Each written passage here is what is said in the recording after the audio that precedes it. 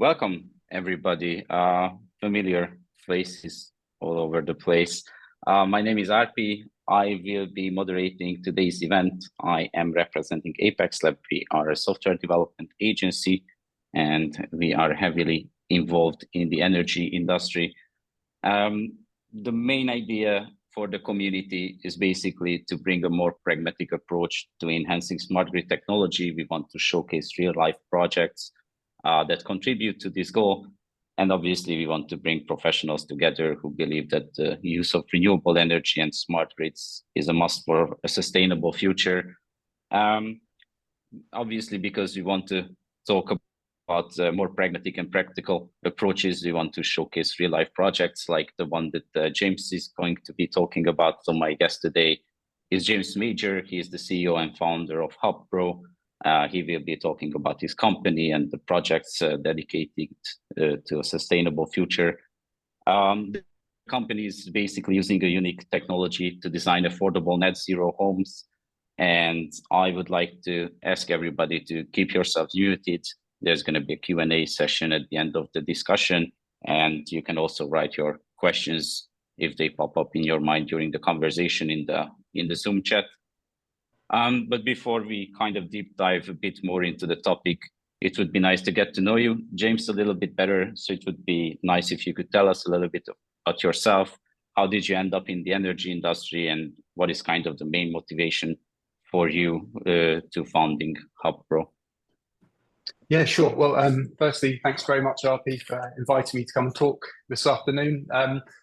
Just to repeat what you've said, really, there to start, what do we do? So we are building a platform to help architects, developers, property professionals build more sustainable homes. And I know straight away that more sustainable is such a subjective thing to say, but I really think it comes down to a number of different factors, and it can be, based on location.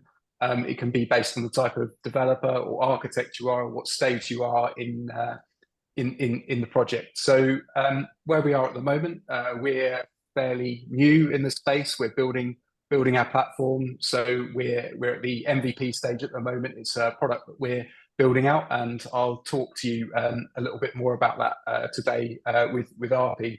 A big part of what we've always focused on is doing more for less, so whether it's more energy efficiency, less carbon, less cost, that's kind of where we focused our efforts and our ethos for the Hubb.pro platform. In terms of what we'd like to achieve for the business, we want to be able to grow it to a point where we're operating in the design space for architects and property developers to create more sustainable homes, but also take that offering, that model that we've got, and bring it into the operational side of the building as well, which is really where the energy markets or the energy industry starts to fall into play, RP.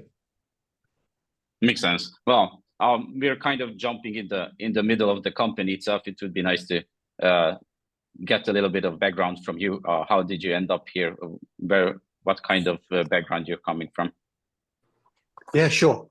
So a little about me and my background and how we got to Hubb.pro. So I came from a background of being an electrician, so being on the tools, doing an apprenticeship, and kind of as you're younger, you always think there's a better way of doing stuff, and maybe the older people don't know what they're doing, which you soon learn is not the truth. They have a lot of experience. So after completing my apprenticeship, I went on and studied for a degree in mechanical and electrical building services.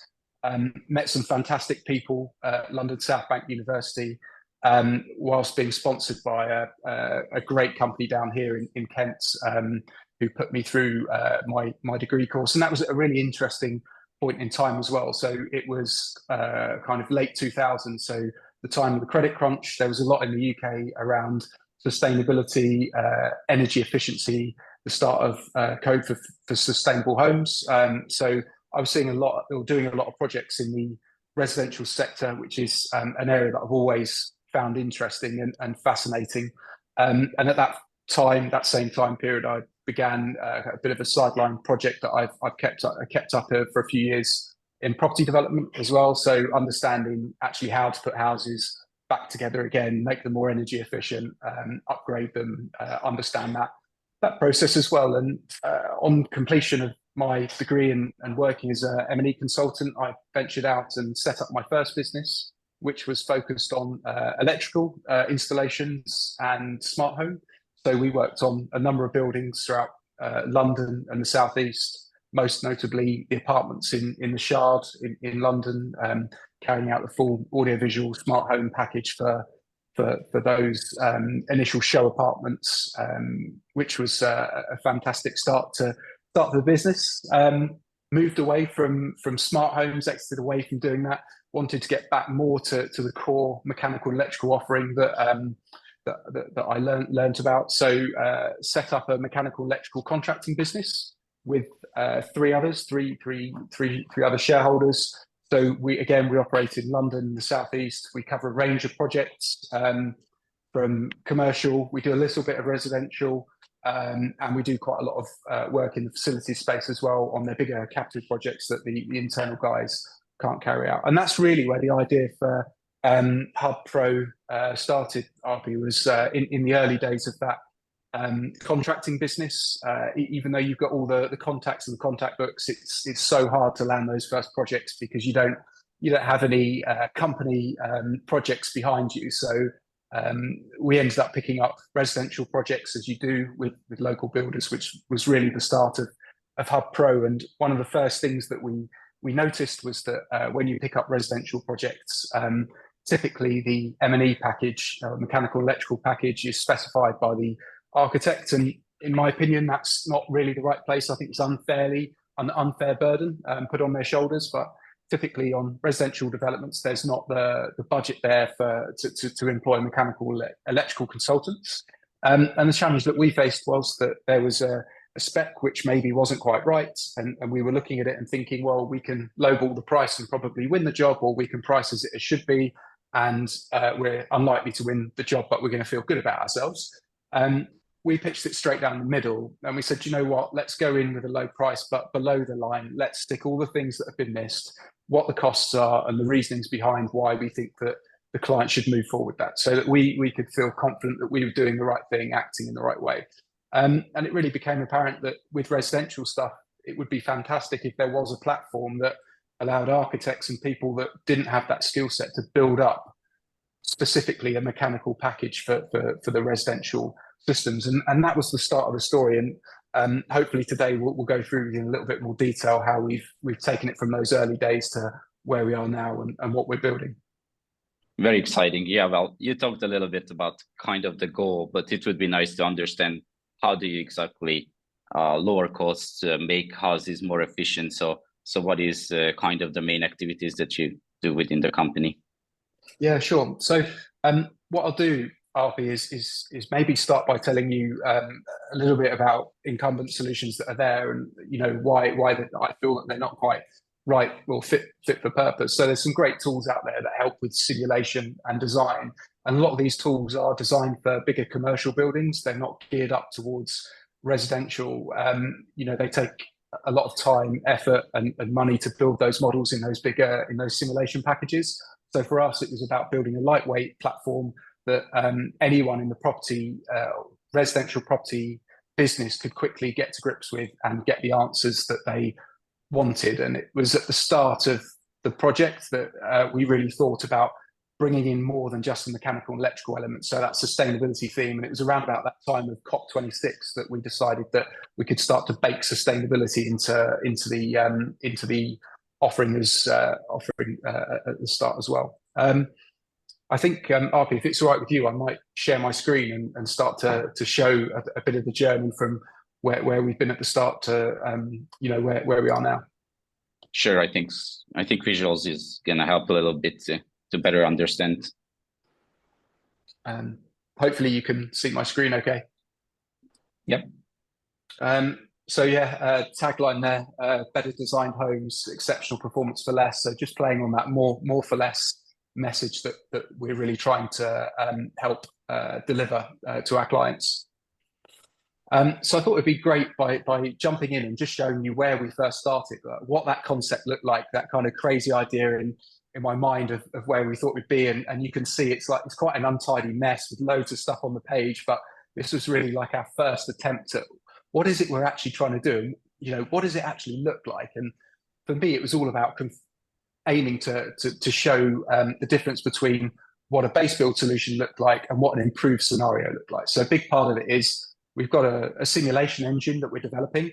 What do we do with that simulation engine? Well, we want to run lots of different scenarios through that simulation engine, come up with the best possible solution. Again, subjectively, depending on who you are as a developer, where you're located in the country, and the type of development that you're trying to build, and other factors like budget, things like that.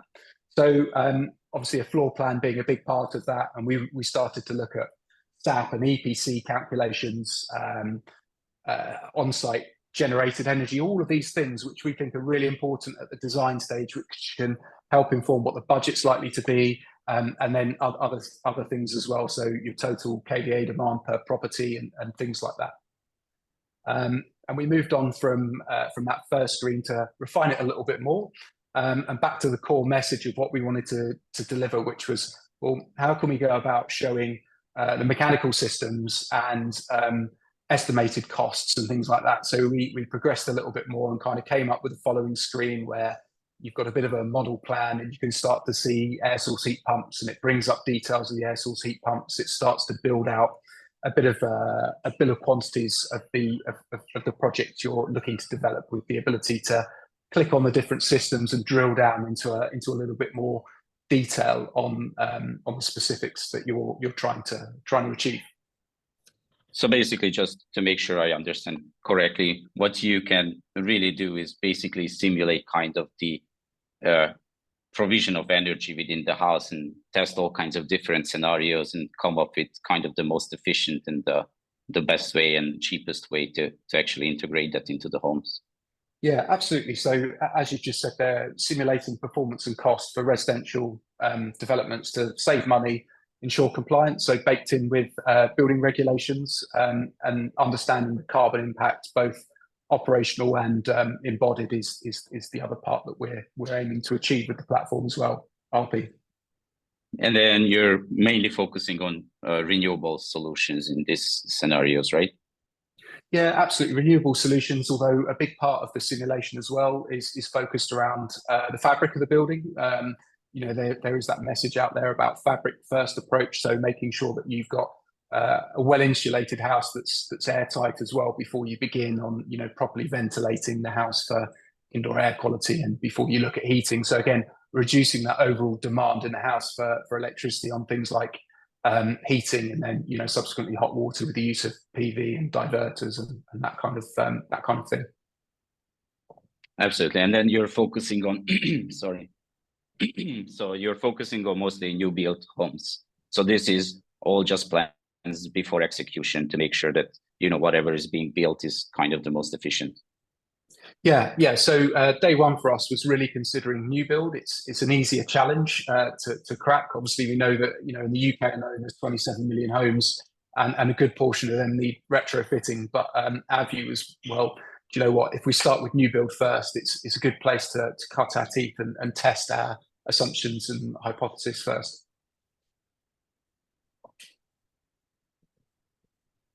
Well, you move forward, so feel free to explain. Sure. So I thought the best thing to do was to dive in and really show you what it was that on that first slide that I alluded to, what that we were looking to try and achieve. So essentially, as the message says there, evaluation and specification of residential master plans, so those early stage drawings that enable next level design and build of homes, so homes that are fit for the future, but again, delivering more for less today. And that key message really was the scenario comparison, so being able to compare different building types, even as basic as when you speak to developers and architects, showing them what the real world output would be, comparing gas boilers to air source heat pumps, or air source heat pumps that are properly designed and commissioned with higher performance values than perhaps one that isn't, the system that hasn't been designed quite so well. I spoke about the carbon analysis as well, so a big part of that being the ability to show what effect the operational carbon has as well. And a message that we always relay and talk about in the business is really the 4 C's. And back in the old days, it always used to be based around, well, as long as your building is compliant, you just need to look for the cheapest cost to be able to do it. And as we see it, we try and fit in the 4 Cs now. So compliance is always, the most important thing is to make sure your building is compliant. Secondly, you need to ensure that you're meeting your carbon credentials as well. And we know that as we move further into the future, there's going to be stricter and stricter carbon budgets based on buildings. So that ability to start measuring them now and understand the carbon impact of buildings is really important. Third one being cost, and then fourth one for us is really occupant comfort. So it's all well and good having an energy efficient, low carbon building, but it's so important that when you're designing these things, you're considering the comfort of the people living in those houses as well, right? That's why we're doing it. Is building homes that are comfortable to live in is a key message here. Sure. And in terms of kind of the target group, so who are you trying to sell these solutions to? Is that the ones who are looking to build their new homes, or is that more for the architects, or how should I imagine that part? So right now, the clients that we've been speaking to are architectural practices and property developers who want to understand at an early stage. We found architects have been keener to engage with us further and get more and more detail, whereas property developers are keen on the headline figures and understanding, maybe passing that solution on then to the rest of their professional team to kind of take it from there and deliver further on in the process. Moving on the other slides we've got there as well, we've got EPC and SAP calculations, and we figured that a big part of this, RP, is that if we've got all of this data around the building that we've taken in terms of floor areas, size, fabric, makeup, that it makes sense that we could help to speed up that process of EPC and SAP calculations within the platform as well. I alluded to cost performance analysis, which is a big part of it. So making sure that architects, developers have got an understanding of the cost implications of the choices that they make. I'm not going to talk too much about marketplace because it's more of a thing that we looked at as a bit of an outlier. Is could we tie it in with the marketplace and what it looked like? So that's probably something we're not key on focusing on day one. The intelligent specification, I think, is kind of covered through scenario comparison. And a big one that I think that your audience would be interested here in terms of the energy industry is the digital twin. And I've deliberately not talked so much about that because in the early days of developing Hubb, we never really focused on what the operational side of what we built would be able to do and what we could do with that. So as we go through and talk a little bit more, I'll talk to you a bit more and explain our thoughts behind the digital twin and how we can help with that with houses. Absolutely. So you mentioned the early stages of development. So where are you exactly at with the product at the moment?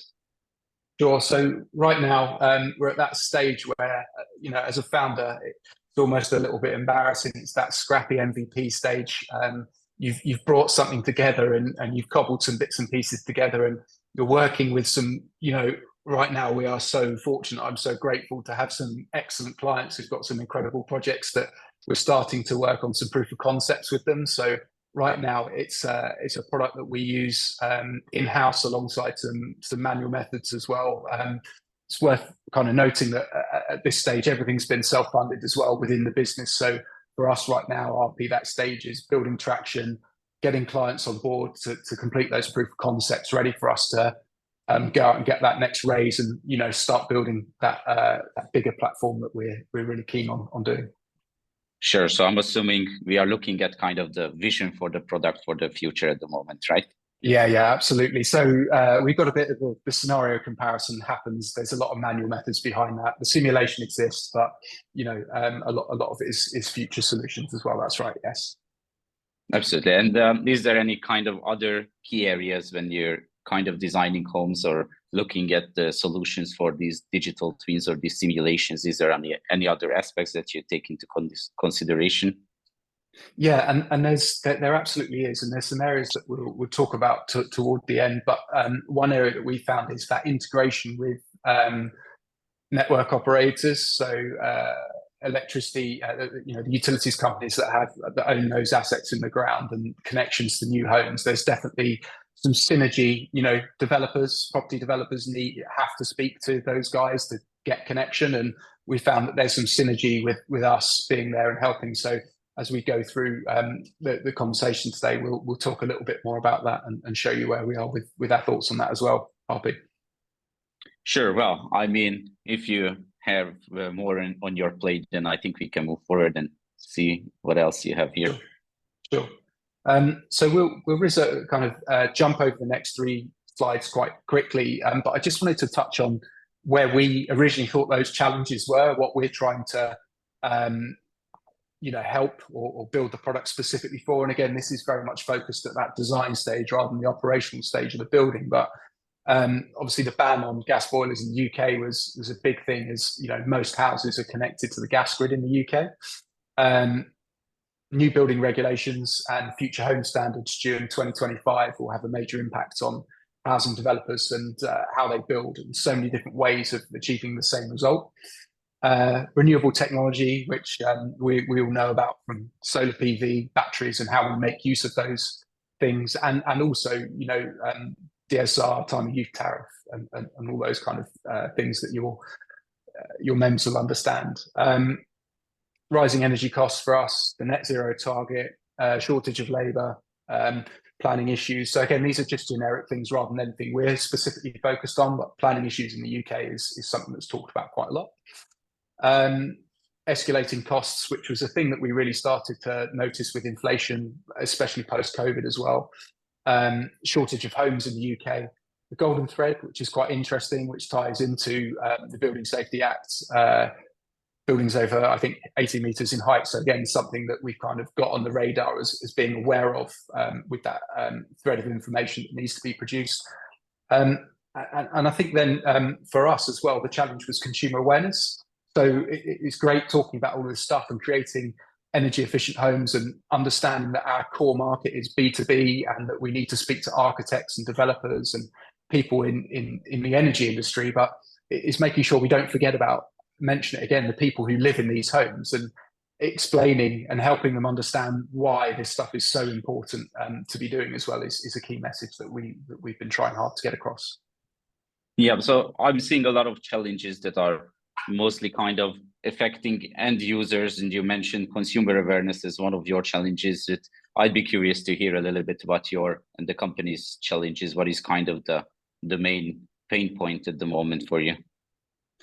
Yeah, so I would say the main pain point for us right now is kind of diving into the weeds of the business is growth, building the company, and there's a few of us and wearing many hats. It's that early stage RP that we're fighting. I don't say fighting, but challenging ourselves with at the moment would be the main one for us. Sure. If you want to move forward, let's yeah, sure. I guess that this is a slide that, again, that we put together back in the early days, but is worth kind of showing, where we look to say that it's just that full range that we're able to help with. So even right at the start, when a property developer might be assessing development opportunity, we looked at that ability to take just really simple dimensions without a set of drawings and run some simulations to be able to help inform them on energy consumptions and loads and the differences of upgrading fabrics or changing to an air source heat pump versus a gas boiler, looking at predictive weather, so what the weather in the future might be rather than just historic weather data. So in simulations, you'll use weather data. A lot of times that can be based on maybe the last 10, 20 years weather data. So again, looking at what it would look like in the next 20 years and how that's likely to affect the houses, and how we see ourselves really at the core of that with the engine that we're building in those I say APIs in its loosest sense, but those partner organizations and areas that we'd be looking at working with and understanding more. So whether it's land or origination tools, obviously we've spoken about utility providers, SAP and EPC data, and just general market data as well, I think is really important. It's always been key for us to take that holistic view of all the services and everything that ties together for residential property development. Very exciting.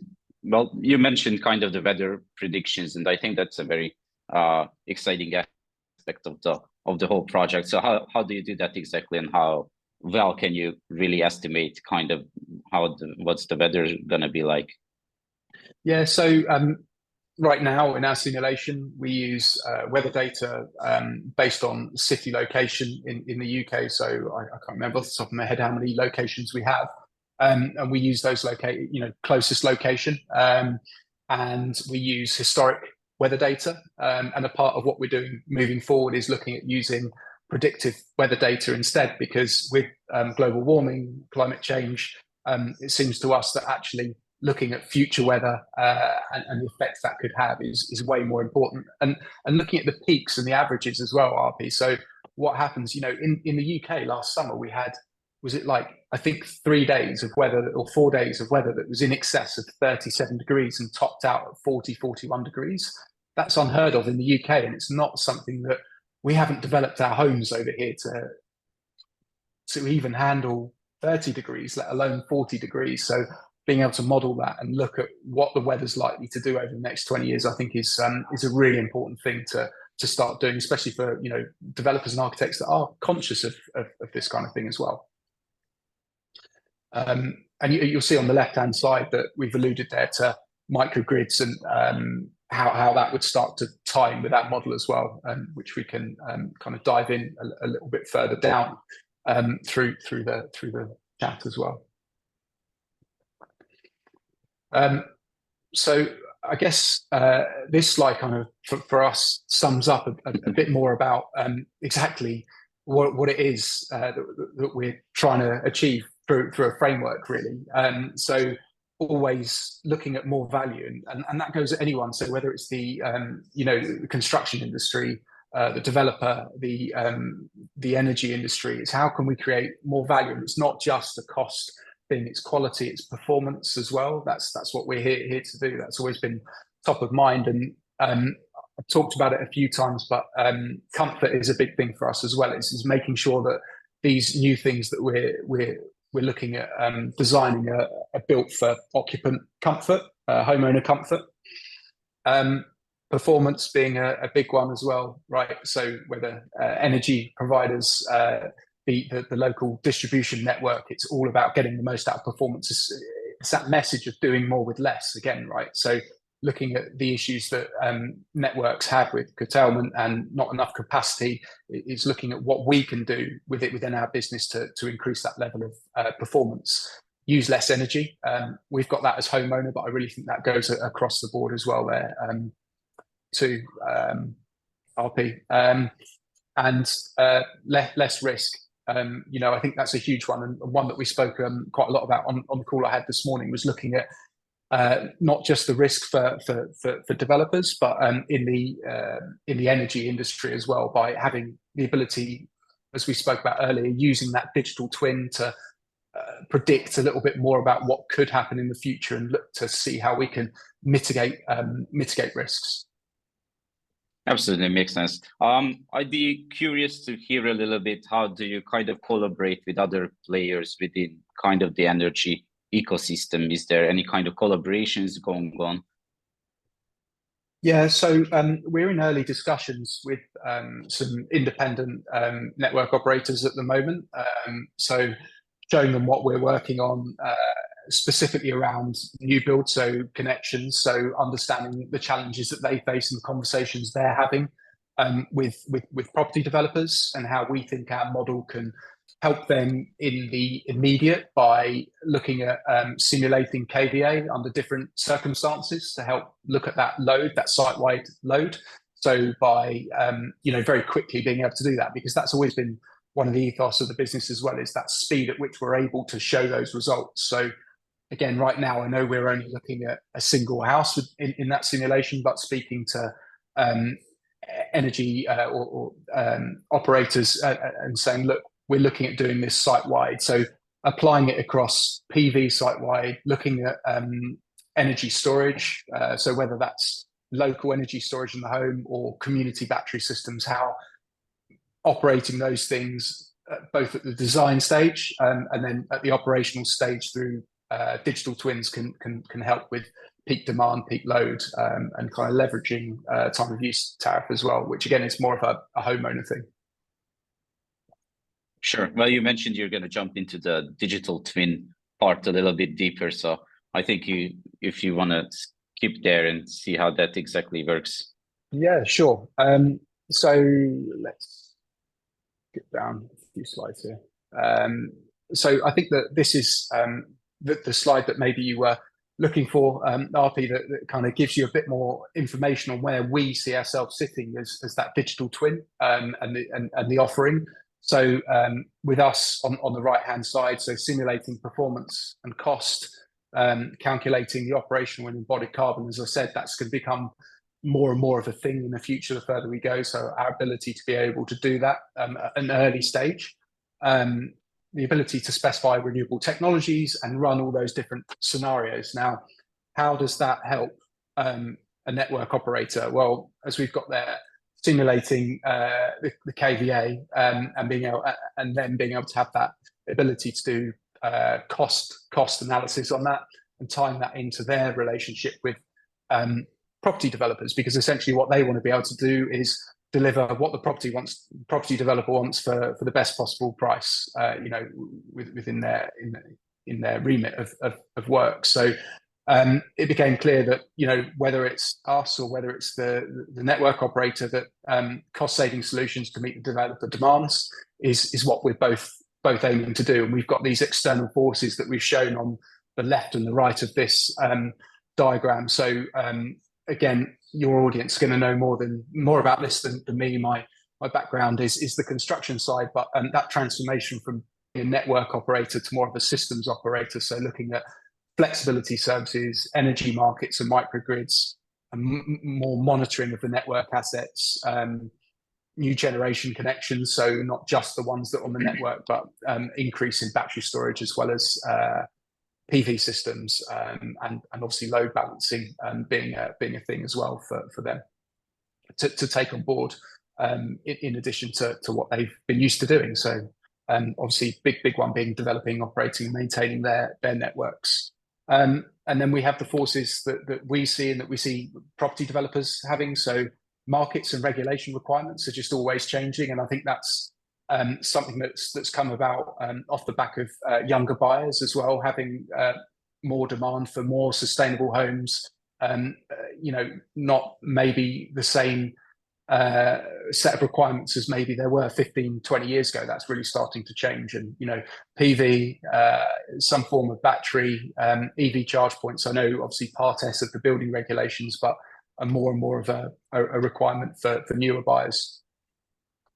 Sure. Well, there was a mention of microgrids a fair amount of time. So how do you actually imagine you playing a role in kind of making microgrids more frequent or kind of helping them out as well?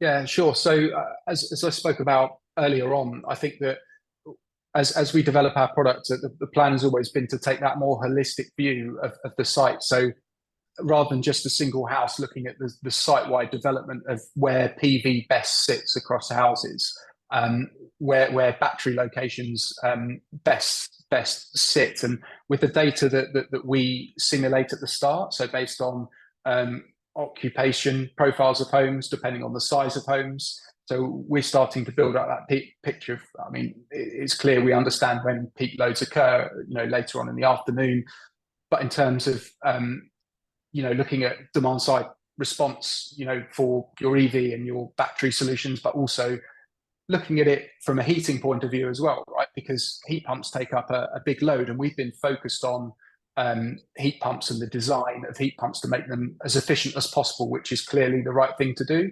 But taking in that third bigger dimension of it in terms of tariff and cost of electricity coming into the house. So rather than focusing just on that one dimension of efficiency all the time, well, if we drop slightly in efficiency and start to ride that time of use tariff wave, do we increase the performance or reduce the cost, rather than looking at that performance aspect of it as well? So monitoring that microgrid with the kind of the granular data, because I've always seen it that the digital twin that we're building up is there's a lot of concentration I see in building top down digital twins. So starting right at the top of networks and everything they can do. But for us, we're really focused on a bottom up approach. So being as granular as we can with the detail in a house that allows more information to flow upstream to create better quality decisions rather than just assuming what's on that bottom layer and maybe not having that granularity and that detail in the digital twin. Sure. Well, what comes to my mind is, in terms of the simulation, how close is it to the actual reality? So do you have any kind of results or successes that you can maybe share in terms of, you had the simulation going and then it actually turned into a real project? Do you have any kind of numbers or results that you can share? Yeah, so in terms of the results and areas that we can share at the moment, it's all very much early stage proof of concept. So it's fairly anecdotal, subjective at the moment. As I said, Sure. it's a very rough project that we've got going at the moment. But I would say that the major learning that we've seen from this so far is understanding that a heat pump isn't just a heat pump as a heat source. There's so much to do with the efficiency of the heat pump and the proper design and commissioning of it. We've really shown developers more so than anything that actually what they want to be striving for is almost like that guarantee of performance rather than just a heat pump being installed, because we've been so fortunate in the UK to rely on the gas network where you sling a boiler and it can just be 30 kilowatts. It's going to cover a 4-bedroom house, or a 3-bedroom semi. Yeah, you chuck in a 24 kilowatt combi boiler and it's fine. And taking that more considered approach to sizing the heat pumps correctly, which you have to do anyway, but having it commissioned properly and looking at the different ways of setting it up, maybe on an open loop system, lower flow temperatures, increasing that coefficient of performance, really has such a hugely beneficial effect on that information they can use to sell their houses to potential home buyers. Absolutely. Well, I want to make sure that we have some time we have a couple of questions in the chat. So before we jump there, is there anything else you would like to share? Anything that you want to, show us further? No, I'm happy to jump into the questions. All right. Well, Gareth, you had a couple of questions, so feel free to go ahead.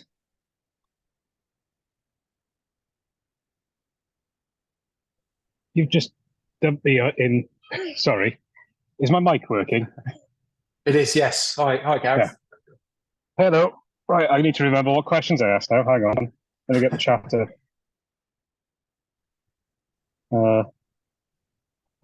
So you asked a few things which I found. Well, you spoke about a few things I found interesting. I think the first one was, how is the sort of lack of compulsion that's currently in place looking sort of shaping the market, do you think? And what did you like to see the building regs do? So I know there's new building regs coming out. What do you want to see in there that will make the adoption be increased? And do you think that will force the home builders to do more? Yeah, that's a good question, and I think that any improvement in the regulations is a great step forwards. For me personally, I think that as much as I want to see a shift towards electrification of homes and air source heat pumps, I think that we've got to be very careful in the way that we do that, and thinking holistically about loads on grids, how much network capacity there is to be able to do those things. So I think it would have been easy for me to have jumped straight in and said, electrification, ban on gas boilers, which I know is coming in. But I think the quality is a big thing. So there are plenty of fantastic developers out there who do a great job. There are some not so great ones where maybe the quality could be better. And I know that the regulations are getting better in terms of photographic evidence in Part L to show where the junctions are and things like that. But I think it's a continual push on quality of the built structure, in terms of making sure that it does meet tightness requirements and that U values are as they should be, and that we're reducing that heat loss as much as possible.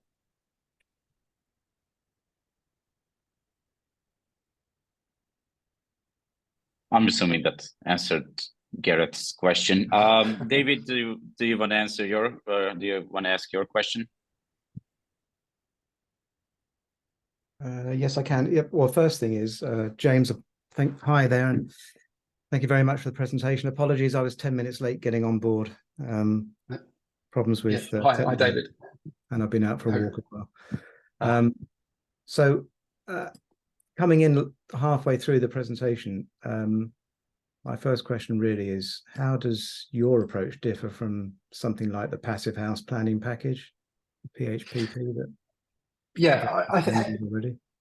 passive house planning package. I understand what it is. I don't have a load of knowledge and experience with it, but I would say that it's a lengthy process. It's complex and there's no quick answers. And for us, it's all about the speed of what we're able to deliver early on in the stage, and showing very quickly for everyone in the organization, not just the technical people that are involved in fabric selection and technical elements, but anyone from financial people who can start to see the financial impact, through to marketing people, where we take that great information we're delivering and turning it into a way for them to being able to actually use it to sell these more energy efficient, sustainable homes. So I think it's slightly different from what those passive house products do at the moment.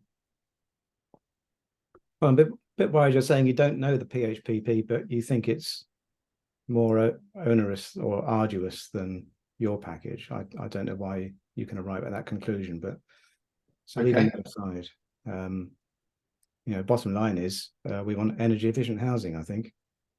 Yeah, I agree. It costs more money than the houses that are being thrown up at the moment. And the trouble is, on paper, anyone can demonstrate they're achieving a category A house or whatever, but in the field, I think when we actually see the meter readings, I think we're going to discover that a lot of these category A houses or certified A houses are nowhere near that, because the builders do what they always do. I'm old enough to remember when we used to have a British car building industry, and the reason why we stopped was because the Germans showed us how to do it properly. I think we're going to have to learn the same thing with the house building industry, and there have been some initiatives towards factory built homes, but they don't seem to tick the box in UK, but maybe that's the way we need to go. I think there's a lot of challenges around volumetric building, isn't there? And I think that you clearly get the quality with volumetric housing, but the challenge is that it doesn't always align with the speed of planning, does it, David? And I think that's one that's necessarily the case. It's oh really? There's appetite for doing it because they'd rather have cheap workers on sites putting together houses, in the way that they've always done it. No developers necessarily going to migrate to, well, I presume they're probably walking towards heat pumps very slowly, because they don't necessarily have the skills and they see it as just more risk. Certainly, I live in the Midlands. I don't think I've seen anyone boasting about a heat pump enabled housing network at the moment. Everyone's still going for gas, I bet. And I'm a cynic. I have serious doubts that the gas boiler ban will actually occur. It's political. It's not technical at all. So there's that. And then on the other side of things, on the network side, there's already network design packages like Debut, which is distributed by EA Technology Limited. That's been around for, well, it used to run on an ICL mainframe back in the 70s, I think. And it's now a Windows version, WinDebut. And I'd have thought all the network side of things will be accommodated by that. And then the only issue from a network operator point of view in general is, what's the after diversity maximum demand? And for a gas house, I can tell you what it is. And for an economy 7 house, I can tell you what it is. And I expect that a heat pump heated house will be very similar to an economy 7 house. So with your AD&D figures, David, is that data based on recent operation of houses, or is it based on historic guidance note 1 maximum demand and diversification figures? Well, it's been shaved over the years, but it's hardly changed very much since we had an Electricity Council load research unit who would tell us what the the half-hourly demands would be for different categories of housing in each year. So we could use that to plan our networks. And nothing's, to be very honest, nothing's changed very much. You know, you talk about microgrids and demand side management and everything. Well, we've had some of that with economy 7 heating using radio teleswitching. And the peak demand on the network is relatively easy to measure or to estimate. And once the network's been built, you're not going to go back and rebuild it. So in many, many occasions, planning engineers, if they think it's a choice between cable A and cable B, they will go for cable B because no one's going to thank them for spending a little less money on cable A over the next 40 years. So they always planning engineers always round up anyway. Network planners, that is. So I don't know if you're actually going to save any money on that side of things. At the moment, Western Power Distribution, as is putting in the largest sized low voltage cable everywhere on every new housing estate. So it's they're probably over egging it already. And there isn't a larger size you can put in. You just can't bend a bigger cable than that. So it won't go around the cables, around the corners. So I'm a little bit cynical about someone saying here's something new, because unless you're changing the way that houses are built, and unless you're reducing the demand on the network, the net result to the customer is going to be the same. They're going to spend or buy a certain number of kilowatt hours to heat their house in certain weather conditions. I think you've just absolutely described perfectly what we're doing, David, which is to show people how we can build better quality houses or better performing houses, you know, and looking at the different options, increasing the performance and reducing the maximum demand on houses. That's what we're looking at doing. So yeah, I agree with you on that. I'm not sure you're going to reduce the maximum demand.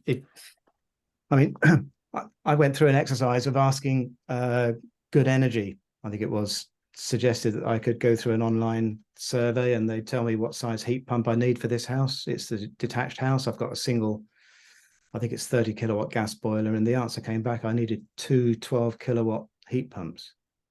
Yeah, and I think there's a lot more to it as well, isn't there? So when you look at sizing heat pumps, it comes down to the design. So looking at an open loop design as opposed to a system with buffer vessels and things like that, you can create a more efficient system that uses less energy. So there absolutely is ways of creating more energy efficient heating systems. So again, I think that using things that we already know about, where there's studies that have been done on these things, and implementing that will reduce in a reduction in peak demand. Well, I think the heat required is still going to be the heat loss between the outside environment and the inside environment for design temperatures. You know, it's -1 or -5 outside, whatever it is. The fabric of the building, like I say, I think the practical results of the fabric of the building aren't going to be anything like the design results if we carry on using the same developers we've got at the moment, using the same standards.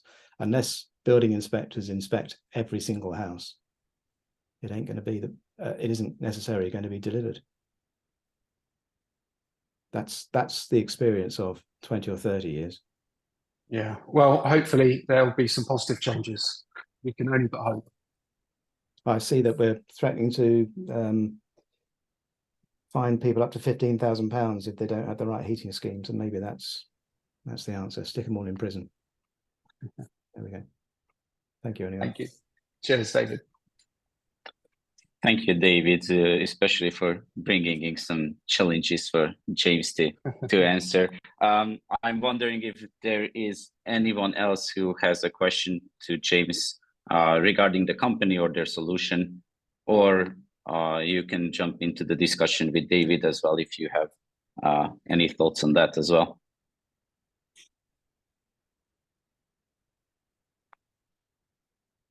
Well, seems like no further questions at the moment. So thank you very much for joining us, James, and sharing all these exciting insights. I would like to highlight that the community is organizing monthly events, so you can expect a new one coming out next month as well. I encourage everybody to join the community and join us for future events as well. We also have a Slack channel that you can join if you're interested in being more involved with the community. I am sharing the link there. You can directly join the Slack community there. We will share exciting news and exclusive materials with our members here, and obviously the recording and the materials that James showed throughout the conversation. Thank you very much for everybody joining, and enjoy the rest of your day. I hear it's a lovely day in the UK, so go out and enjoy the sunshine while you can. Thanks, everyone. Thanks, RP. Thank you. Have a good day. Bye-bye. Cheers.